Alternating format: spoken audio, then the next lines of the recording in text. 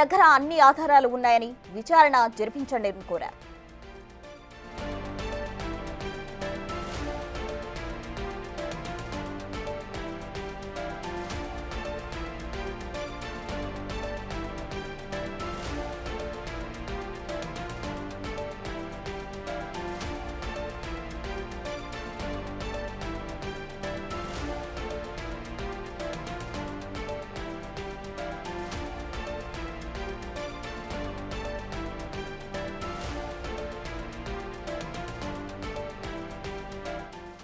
ఏపీలో మరో land scam కలకలం రేపుతోంది. విజయవాడ సమీపంలోని ఇబ్రహీంపట్నం కేంద్రంగా 700 కోట్లకు పైగా విలువైన ఆస్తులు ఓ ముఠా కొట్టేసిందనే ఆరోపణలు ప్రకంపనలు సృష్టిస్తున్నాయి. పూర్తి వివరాలు అందించేందుకు మా ఎగ్జిక్యూటివ్ ఎడిటర్ అశోక్ సిద్ధంగా ఉన్నారు. అశోక్,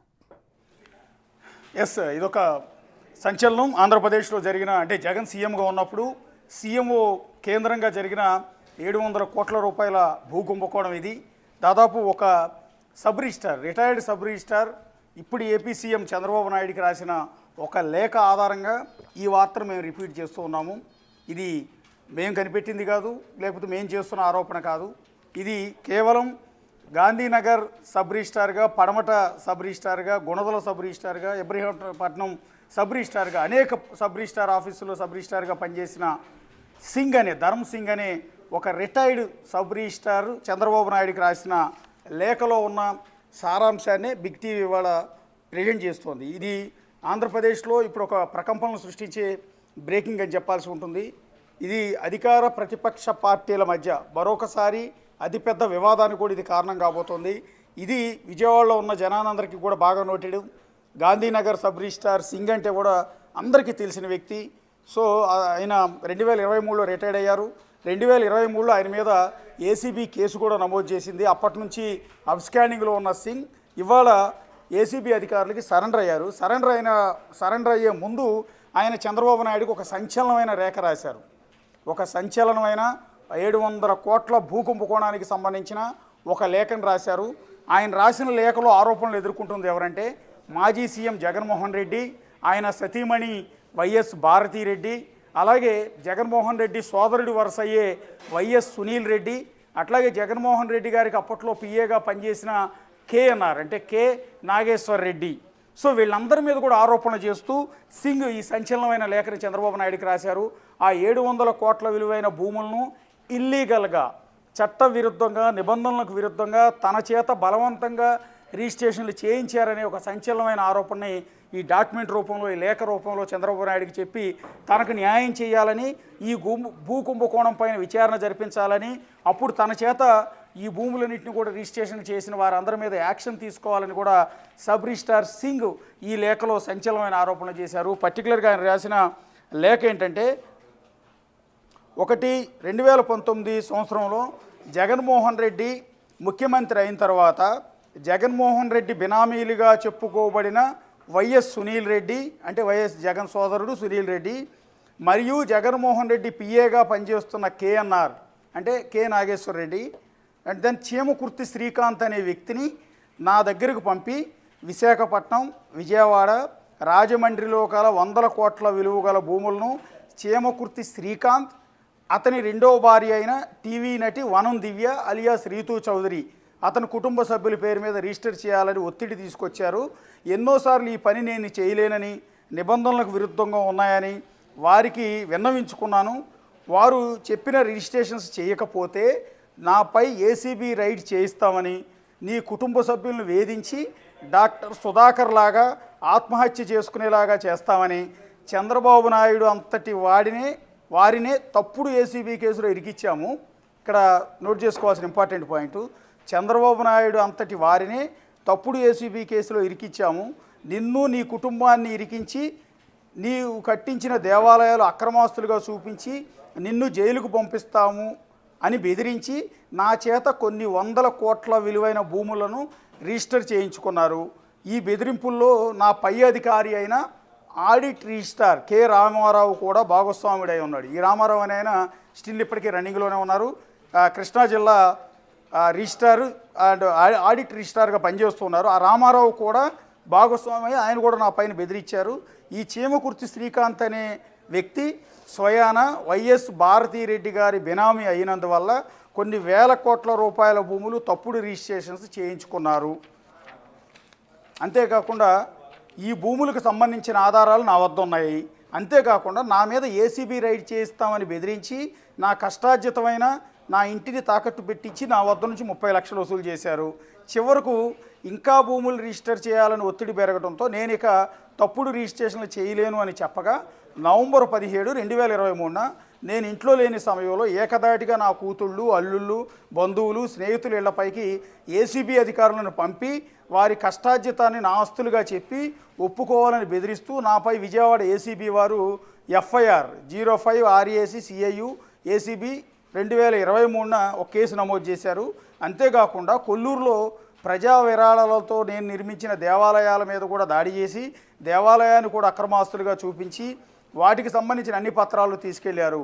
అంతేకాకుండా చీమకుర్తి శ్రీకాంత్ అనే వ్యక్తి ఏసీబీ వారి నుంచి నన్ను కాపాడుతానని నేను లేని సమయంలో మా కుటుంబ సభ్యులను నమ్మించి అక్షరాల ₹1 కోటి వసూలు చేశారు.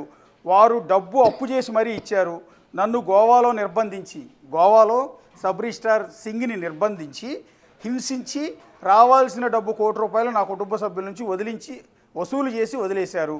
నేను హార్ట్ పేషెంట్ అయినందువల్ల అనారోగ్యం రీత్యా ఇంతకాలం బయటికి రాలేకపోయాను. ఇప్పటికీ నాకు వైసీపీ బినామీ అయిన చీమకుర్తి శ్రీకాంత్ నుంచి ప్రాణహాని ఉంది. దయగల మీరు ఈ విషయంపై విచారణ జరిపి ఏసీబీ అధికారుల ఒత్తిడి నుంచి రక్షించి మరియు చీమకుర్తి శ్రీకాంత్పై తగు చర్యలు తీసుకోగలరు. ఇట్లు తమ విధేయుడు లాలా బాలనాగ ధర్మసింగ్ అలియాస్ సింగ్. ఈ లేఖ ఇది కీ పాయింట్స్. సో దీన్ని బేస్ చేసుకుని మేము ఇవాళ ఈ భూ కుంభకోణం ఆరోపణలు కావచ్చు, ఏపీని మొత్తం షేక్ చేసే ఈ స్కామ్ గురించిన వివరాలను మేము బ్రేక్ చేస్తూ ఉన్నాం తప్ప మేము సొంతంగా ఎక్కడా చెప్పట్లేదు. సింగ్ అనే రిటైర్డ్ సబ్ రిజిస్ట్రార్, ఈయన 2023లో రిజిస్టర్ అయ్యారు. అప్పటికే ఈయన మీద జగన్ సర్కార్లో ఆయన మీద ఏసీబీ రైడ్ కేసు కూడా అయ్యింది. ఆ కేసు తర్వాత ఆయన పరారీలో ఉన్నారు, ఒక విధంగా అజ్ఞాతంలో ఉన్నారు. సంవత్సరం తర్వాత మళ్ళీ చంద్రబాబు నాయుడు సీఎం అయిన తర్వాత ఇవాళ ఆయన తెర మీదకి వచ్చారు. ఇవాళ ఉదయం ఆయన ఏసీబీ ముందు సరెండర్ అయ్యారు. ఏసీబీ అధికారులు కూడా చెప్తున్నారు ఆయన మేము ప్రశ్నిస్తున్నాము అని. సో ఇప్పుడు సింగ్ రాసిన లేఖలో ఉన్న సారాంశం మీకు క్లియర్గా అర్థమైంది. 700 కోట్ల విలువైన భూముల్ని, అది విజయవాడ కావచ్చు, గుడివాడ కావచ్చు, రాజమండ్రి కావచ్చు, విశాఖపట్నం కావచ్చు, ఇట్లా ఏపీలో ఉన్న అనేక సిటీస్లో పర్టికులర్గా కొవ్వూరు, కడియం, రాజమండ్రి, కాకినాడ, నున్న, గుణదల, పడమట, మచిలీపట్నం, విశాఖపట్నం, విజయవాడ ఇన్ని సబ్ రిజిస్ట్రార్ ఆఫీసుల్లో ఆ ఆఫీసుల పరిధిలో ఉన్న భూముల్ని, అది కూడా వర్త్ 700 కోట్ల కంటే కూడా ఎక్కువ విలువైన భూముల్ని ఈ చీమకుర్తి శ్రీకాంత్ అనే వ్యక్తి, అతని రెండో భార్య అయిన రీతూ చౌదరి అంటే జబర్దస్త్లో రెగ్యులర్గా అందరూ చూస్తుంటారు, టీవీ నటిగా, జబర్దస్త్ నటిగా పాపులర్ అయిన ఆమె ఈ చీమకుర్తి శ్రీకాంత్ అనే వ్యక్తికి రెండో భార్య. అసలు పేరు రీతూ చౌదరి గారు కాదు, ఆవిడ పేరు వనం దివ్య అనే ఆవిడ పేరు మీద ఈ భూముల్ని రిజిస్ట్రేషన్ చేయించారు. చీమకుర్తి శ్రీకాంత్ పైన రిజిస్ట్రేషన్ చేయించారు.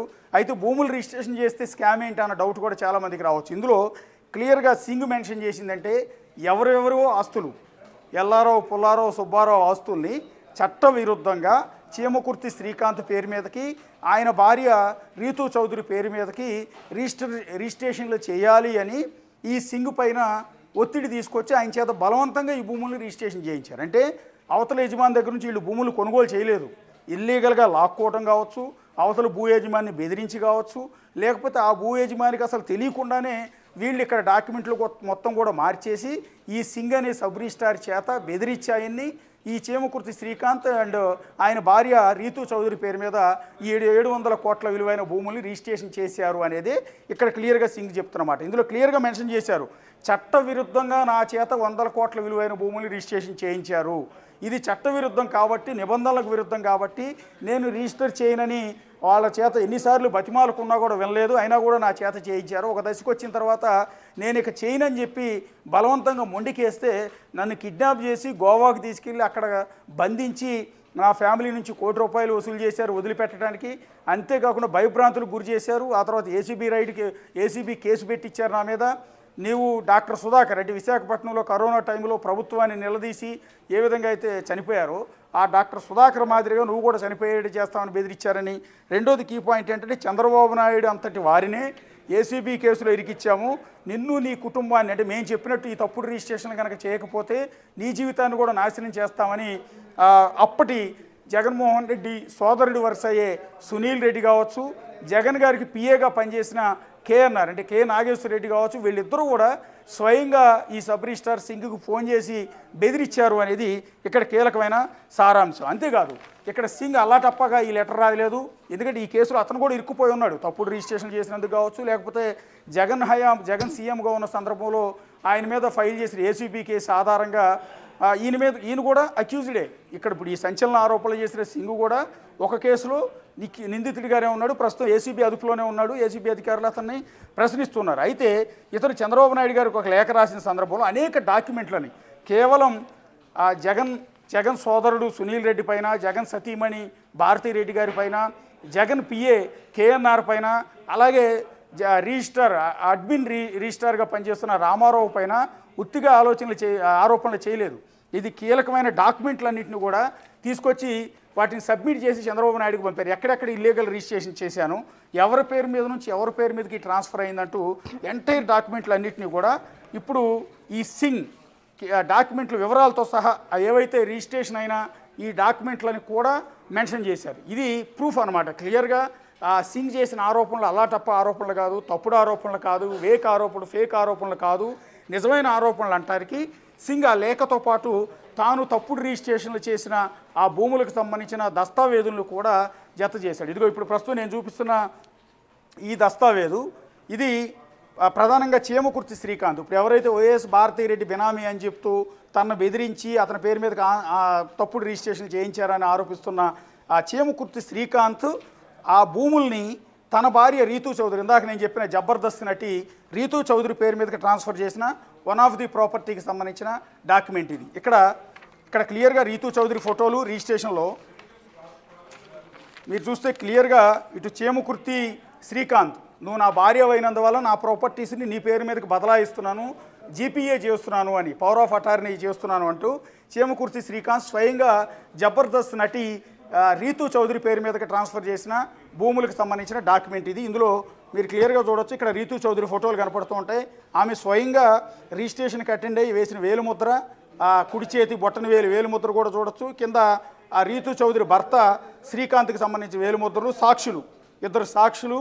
ఇదంతా కూడా రెగ్యులర్గా రిజిస్టర్ ఆఫీసులో జరిగే ప్రాసెస్ ఇది. ఈ రిజిస్ట్రేషన్ అంతా కూడా ఎలా జరిగిందంటే చేమకుర్తి శ్రీకాంత్ పేరు మీదకి ఎవరి భూమినో ట్రాన్స్ఫర్ చేస్తారు.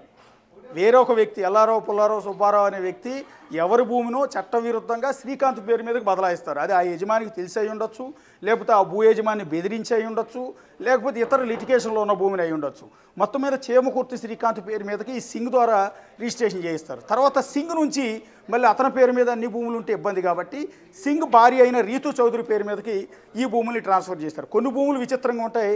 ఈ చేమకుర్తి శ్రీకాంత్ తండ్రి శేషుబాబు పేరు మీదకి కొన్ని ప్రాపర్టీస్ ఉంటాయి, మళ్ళీ శేషుబాబు నుంచి చేమకుర్తి శ్రీకాంత్ పేరు మీదకి ట్రాన్స్ఫర్ అయిన ఉంటాయి, చేమకుర్తి శ్రీకాంత్ నుంచి ఆయన భార్య రీతూ చౌదరి పేరు మీదకి ట్రాన్స్ఫర్ అయ్యి ఉంటాయి. ఇవన్నీ కూడా ఎంటైర్ చేమకుర్తి శ్రీకాంత్ అనే వ్యక్తికి సంబంధించిన భూములు కాదు. ఇవన్నీ కేవలం ఎవరెవరు భూములో, అది ఒక్కచోట కాదు, విజయవాడ, విశాఖపట్నం, రాజమండ్రిలో ఉన్న అనేక సబ్ రిజిస్ట్రార్ ఆఫీసుల పరిధిలో ఉన్న 700 కోట్ల విలువైన భూములన్నీ కూడా ఇప్పుడు చేమకుర్తి శ్రీకాంత్ పేరు మీద, ఆయన భార్య అయిన రీతూ చౌదరి పేరు మీద, ఆయన తండ్రి శేషుబాబు పేరు మీద, మరికొంత బినామీల పేర్ల మీద జగన్మోహన్ రెడ్డి సోదరుడైన సునీల్ రెడ్డి, జగన్మోహన్ రెడ్డి సతీమణి భారతీరెడ్డి అండ్ జగన్మోహన్ రెడ్డికి అప్పుడు పిఏగా పనిచేసిన K Nageswara Reddy alias KNR అనే వ్యక్తి బెదిరించి ఈ సింగ్ చేత రిజిస్ట్రేషన్లు చేయించారు అనేది ఇప్పుడు కీలకమైన సమాచారం. ఇది వన్ ఆఫ్ ది డాక్యుమెంట్ ఇది.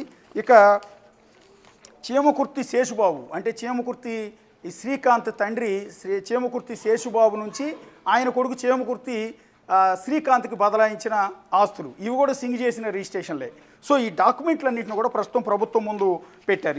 ఇది మాత్రమే కాకుండా విజయవాడ, విశాఖపట్నం, రాజమండ్రి ఇలా చాలా చోట్ల ఉన్న భూములకు సంబంధించి ఏ భూములు ఎన్ని 700 కోట్ల విలువైన, సుమారు 700 కోట్ల విలువైన ఈ ప్రాపర్టీస్ అన్నింటినీ నేను ట్రాన్స్ఫర్ చేశాను, ఇల్లీగల్గా ట్రాన్స్ఫర్ చేశాను, చట్టవిరుద్ధంగా, నిబంధనలకు విరుద్ధంగా నేను ట్రాన్స్ఫర్ చేశానంటూ స్వయంగా రిజిస్ట్రేషన్ చేసిన అప్పటి sub registrar Singh entire detail అంటే ఆ భూములకు రిజిస్ట్రేషన్కి సంబంధించిన ఈసీలు మొత్తాన్ని కూడా ఇక్కడ డాక్యుమెంట్ రూపంలో తీసుకుని ఎక్కడ ప్రాపర్టీ ఉంది, ఎవరి ప్రాపర్టీ చేమకుర్తి శ్రీకాంత్ పేరు మీదకి మార్చారు ఏంటి అనేది మొత్తం మార్చారు. ఇది కొన్ని చూస్తే ఒల్లూరు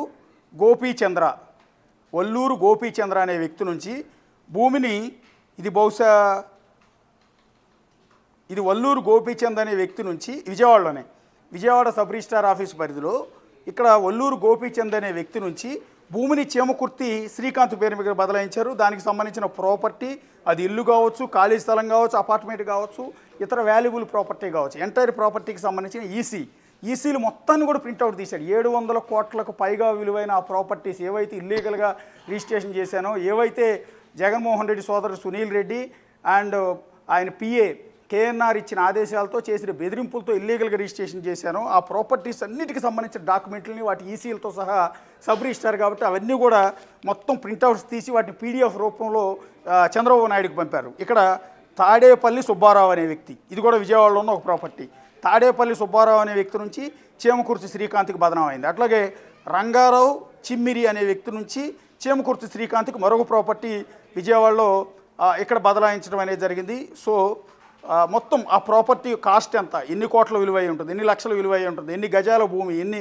ఫ్లాట్ వాల్యూ ఎంత అనేది. అట్లాగే ఇక్కడ చేమకుర్తి శేషుబాబు నుంచి చేమకుర్తి శ్రీకాంత్కి ఇంకో ప్రాపర్టీ, చేమకుర్తి శేషుబాబు నుంచి చేమకుర్తి శ్రీకాంత్కి ఇంకో ప్రాపర్టీ, వల్లూరు గోపీచంద్ర నుంచి చేమకుర్తి శ్రీకాంత్కి ఇంకొక ప్రాపర్టీ. సో ఇవన్నీ కూడా ఈసీలు. ఇక్కడ మీరు గమనిస్తే అనురాధ చిమ్మిరి విజయవాడలో ఒక ప్రాపర్టీ యజమాని, ఆమె నుంచి చేమకుర్తి శ్రీకాంత్కి మరొక ప్రాపర్టీ బదలాయించారు. ఇట్లా చెప్పుకుంటూ పోతే ఎన్నెన్నో ప్రాపర్టీస్ ఇక్కడ కూడా చూడవచ్చు. చేమకుర్తి జానకీదేవి, బహుశా చేమకుర్తి శ్రీకాంత్ బంధువై ఉంటారు, తల్లి అయి ఉండొచ్చు. చేమకుర్తి జానకీదేవి నుంచి వల్లూరు గోపీచంద్రకి ఇక్కడ బదలాయించడం జరిగింది. అక్కడి నుంచి మళ్ళీ చేమకుర్తి శ్రీకాంత్కి బదలాయించడం అనేది జరిగింది. సో ఇలాంటి అన్ని ప్రాపర్టీస్కి సంబంధించిన డాక్యుమెంట్స్ని కూడా ఇక్కడ ఐశెట్టి వీరలక్ష్మి నుంచి చేమకుర్తి శేషుబాబు పేరు మీదకి, ఆ తర్వాత గాదుల యువసాయి సంతోష్ పేరు మీదకి ట్రాన్స్ఫర్ అయింది.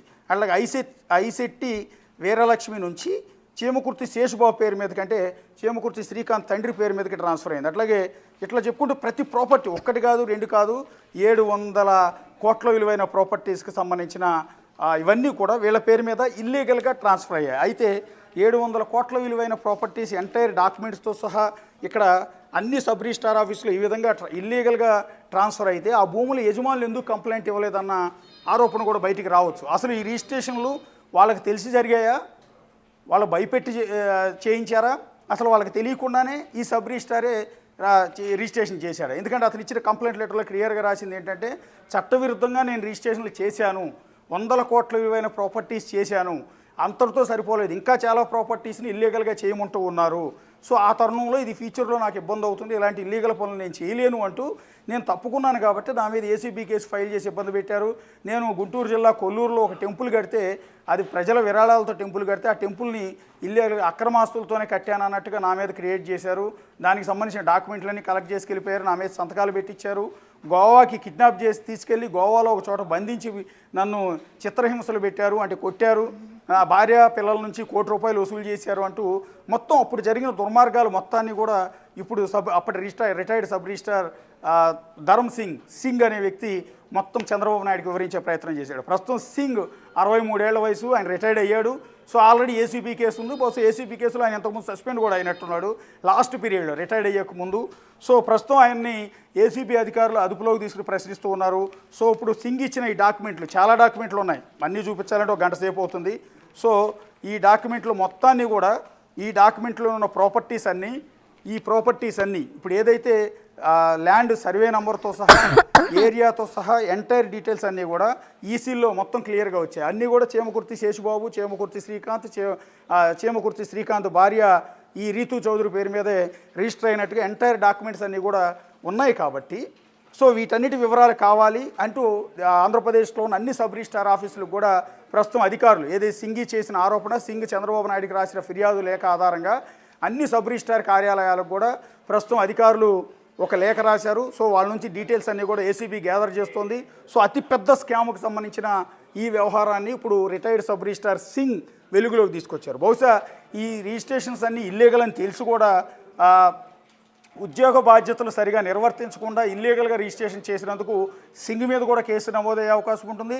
ఇప్పుడు రేపొద్దున ఈ కుంభకోణం బయటికి లాగితే వైఎస్ జగన్ సోదరుడు సునీల్ రెడ్డి, ఆయన భార్య భారతీ రెడ్డి, అట్లాగే పిఏ కేఎన్ఆర్ ఇట్లా అందరూ కూడా బుక్ అయిపోయే అవకాశం ఉంటుంది, వాళ్ళను కూడా విచారించే అవకాశం ఉంటుంది, వాళ్ళ మీద కూడా కేసు నమోదు చేసే అవకాశం ఉంటుంది.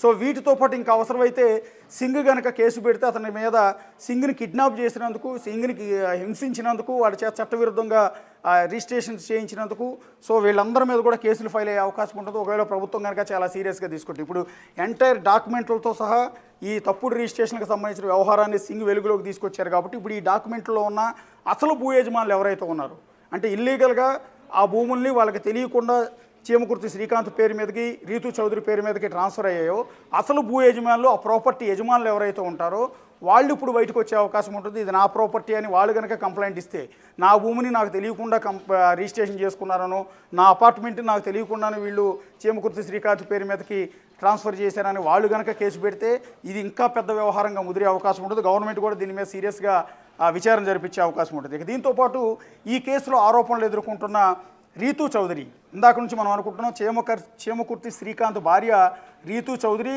అలియాస్ వనం దివ్య పేరు మీద కొన్ని ప్రాపర్టీస్ రిజిస్ట్రేషన్ చేశారు అనేది సింగ్ చేసిన ఆరోపణ నేపథ్యంలో మనం రీతూ చౌదరితో మాట్లాడాం. ఫోన్ చేసి మన టీం ఆమెతో మాట్లాడే ప్రయత్నం చేస్తే ఆవిడ ఒప్పుకున్నది ఏంటంటే, శ్రీకాంత్ నా భర్త, అతనితో కొంతకాలం నుంచి వేరుగా ఉంటున్నా నేను, మేమిద్దరం ప్రస్తుతం కలిసి లేము, మేమిద్దరం విడిపోయాము. కానీ ఒక ప్రాపర్టీ అయితే నా పేరు మీదకి మా మామగారు అంటే చీమకుర్తి శ్రీకాంత్ తండ్రి చీమకుర్తి శేషుబాబు ఒక ప్రాపర్టీ నా పేరు మీదకి పెట్టిన మాట నిజం, నేను రిజిస్ట్రేషన్ అయితే నా పేరు మీద చేశారు అని ఆవిడ ఒప్పుకోవడం జరిగింది. సో దీన్ని బట్టి క్లియర్గా అర్థమవుతోంది. సో ఆవిడకి తెలిసి జరిగిందా తెలియకుండా జరిగిందా అనేది పక్కన పెడితే స్కామ్ క్లియర్గా జరిగింది. ఇల్లీగల్గా బినామీ అయిన చీమకుర్తి శ్రీకాంత్ ఆయన భార్య రీతూ చౌదరి పేరు మీదకి, ఆయన తండ్రి చీమకుర్తి శేషుబాబు పేరు మీదకి ఇల్లీగల్గా ట్రాన్స్ఫర్ చేయనట్టు ఇక్కడ ఒక ప్రూఫ్ కూడా జరిగింది. అది కూడా రీతూ చౌదరి క్లియర్గా ఒప్పుకున్నారు. 700 కోట్లు ఆవిడ పేరు మీద లేకపోవచ్చు, కానీ ఒక ప్రాపర్టీ అయితే ఇల్లీగల్గా ఆవిడ పేరు మీదకి ట్రాన్స్ఫర్ చేశారన్న విషయం ఆవిడకి తెలుసు. ప్రస్తుతం ఆవిడ పేరు మీద ఆ ప్రాపర్టీ ఉంది, తిరిగి వెనక్కు కూడా ఇవ్వలేదని రీతూ చౌదరి ప్రస్తుతం చెప్తూ ఉన్నారు. ఈ నేపథ్యంలో ఇప్పుడు ఏం జరుగుతుంది, రేపు ఇది ఆంధ్రప్రదేశ్లో అతిపెద్ద సంచలనం అయ్యే అవకాశం ఉంటుంది. దీన్ని బిగ్ టీవీ బ్రేక్ చేసింది. పక్కా రిజిస్ట్రేషన్ డాక్యుమెంట్లతో సహా, అది కూడా సింగ్ రాసిన లేఖ ఆధారంగా ఎంటైర్ వ్యవహారాన్ని ప్రస్తుతం మేము రిపోర్ట్ చేస్తూ ఉన్నాం. సో ఇప్పుడు ఏసీబీ అధికారులతో కూడా మనం మాట్లాడే ప్రయత్నం చేసాం కొద్దిసేపటి క్రితం. ఏసీబీ అధికారులతో మాట్లాడినప్పుడు వాళ్ళు కూడా చెప్పారు, ప్రస్తుతం ఇది జగన్మోహన్ రెడ్డి సీఎంగా ఉన్నప్పుడు ఒక 3 వ్యక్తులపైన ఏసీబీ ఇల్లీగల్గా కేసు ఫైల్ చేసినట్టు మా దృష్టికి వచ్చింది. సో ఆ కేసుకు సంబంధించి ఇల్లీగల్గా రిజిస్ట్రేషన్ జరిగినట్టు మా దృష్టికి వచ్చింది. సో దాన్ని బేస్ చేసుకుని ఇప్పుడు సింగ్ అనే వ్యక్తిని అదుపులోకి తీసుకుని ప్రశ్నిస్తూ ఉన్నాం. అతను ఇచ్చిన సమాచారం ఆధారంగా ఎంటైర్ వ్యవహారాన్ని కూపీలోకి లాగుతామని ఏసీబీ ఉన్నతాధికారులు కూడా కొద్దిసేపటి క్రితం మా టీం వాళ్ళతో మాట్లాడే ప్రయత్నం చేసినప్పుడు వాళ్ళు ఇచ్చిన సమాచారం అటు రీతూ చౌదరి కూడా క్లియర్గా ఒప్పుకున్నారు, ఇటు ఏసీబీ అధికారులు చెప్తున్నారు. ఈ నేపథ్యంలో రాబోయే కొద్ది రోజుల పాటు ఆంధ్రప్రదేశ్లో ఈ భూ ప్రకంపనలు, తప్పుడు రిజిస్ట్రేషన్ల వ్యవహారం, ఈ కుంభకోణం, అందులోనూ ప్రతిపక్ష పార్టీలో ఉన్న ప్రస్తుతం వైఎస్ఆర్ కాంగ్రెస్ పార్టీలో ఉన్న జగన్, ఆయన ఫ్యామిలీ అండ్ ఆయన పిఏ కేఎన్ఆర్తో పాటు అప్పటి అడ్మిన్ రిజిస్ట్రార్గా ఉన్న, ప్రస్తుతం అడ్మిన్ రిజిస్ట్రార్గా ఉన్న రామారావు పేరు కూడా బయటకు వచ్చిన నేపథ్యంలో అతిపెద్ద స్కామ్. సో దీని మీద ఏం చేస్తుంది, ఏం జరగబోతుంది అనేది మాత్రం ఇంకా చూడాల్సి ఉంటుంది ప్రస్తుతం. అశోక్, అయితే ఇప్పుడు ఇబ్రహీంపట్నం కేంద్రంగా 700 కోట్ల స్కామ్ జరిగింది. అయితే మొన్న కడపలో కూడా కలెక్టర్ శివశంకర్ కూడా ఈ కబ్జాలకు సంబంధించి ఓ నివేదిక కూడా ఇవ్వడం జరిగింది. అయితే ఈ విధంగా రాష్ట్రం అంతా చూసుకుంటే ఎన్ని కబ్జాలు చేశారు, ఎన్ని కోట్ల స్కామ్ జరిగి ఉండొచ్చు? అంటే ఇది కడపకి దీనికి సంబంధించిన వ్యవహారం కాదు. రెండోది ఇబ్రహీంపట్నం కేంద్రంగా జరగలేదు, ఇదంతా కూడా రాష్ట్ర వ్యాప్తంగా జరిగింది. పర్టికులర్గా రిజిస్ట్రేషన్లు ఒక్క ఇబ్రహీంపట్నంలో ఉన్నప్పుడు మాత్రమే రిజిస్ట్రేషన్ జరగల. సింగ్ అనే వ్యక్తి అతని మీద ఏసీబీ కేసు బదలాయించినప్పుడు, ఈ రిజిస్ట్రేషన్లన్నీ చేసినప్పుడు ఇబ్రహీంపట్నం సబ్ రిజిస్ట్రార్గా మాత్రమే ఉన్నాడు. అంతే తప్ప ఇబ్రహీంపట్నం సబ్ రిజిస్ట్రార్ కేంద్రంగా ఎంటైర్ వ్యవహారం జరగల. దీనికి సంబంధించిన భూముల రిజిస్ట్రేషన్లు రాజమండ్రి కేంద్రంగా జరిగాయి, విశాఖపట్నంలో జరిగాయి. అయితే విషయం ఏంటంటే, రాజమండ్రి ప్రాపర్టీ అయినా, విశాఖపట్నం ప్రాపర్టీ అయినా, కడప ప్రాపర్టీ అయినా ఒక సబ్ రిజిస్ట్రార్ నుంచి చేసేయచ్చు. రాష్ట్రంలో ఎక్కడి నుంచి అయినా ఎనీ రిజిస్ట్రేషన్ సంథింగ్ ఏదో పెట్టినట్టున్నారు, ఎక్కడ ప్రాపర్టీ అని ఇక్కడ చేయొచ్చు. అక్కడికి వెళ్ళి ఆ సబ్ రిజిస్ట్రార్ ఆఫీసులోనే చేయకర్లా. కాబట్టి రాష్ట్రంలో ఉన్న అనేక ప్రాపర్టీస్, విశాఖపట్నం, రాజమండ్రి, లేకపోతే ఇంకో చోట ఉన్న ప్రాపర్టీస్ అన్నింటినీ కూడా ఇబ్రహీంపట్నం కేంద్రంగాను, తర్వాత పడమట కేంద్రంగాను, గుణదల సబ్ రిజిస్ట్రార్ ఆఫీస్ కేంద్రంగాను, గాంధీనగర్ సబ్ రిజిస్ట్రార్ ఆఫీస్ కేంద్రంగాను ఇవన్నీ కూడా ట్రాన్స్ఫర్స్ వీళ్ళ పేరు మీదకి రిజిస్ట్రేషన్స్ అనేవి చేయించారు. సో ఇది వ్యవహారం. సో రీసెంట్గా కడపలో సంబంధించిన భూ వ్యవహారం దీనికి సంబంధం లేదు. ప్రస్తుతానికైతే మనకున్న సమాచారం ప్రకారం సింగ్ రాసిన లేఖలో ఉన్న ప్రాపర్టీస్ ప్రస్తుతం 700 కోట్ల ప్రాపర్టీస్ అనేవి రాష్ట్ర వ్యాప్తంగా ఉన్నాయి. Right, thank you Ashok.